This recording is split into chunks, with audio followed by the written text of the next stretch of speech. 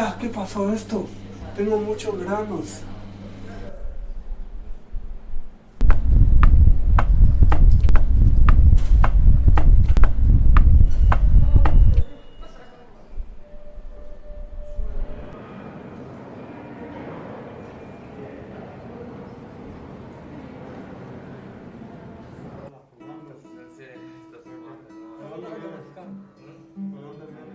Vengo del futuro. Os traigo las mascarillas por protección sobre el COVID. He hablado que el paseo que estoy aquí es por salvar vuestro futuro. Os traigo las mascarillas para salvaros la vida. Espero que esto os salga bien y que salven muchas vidas.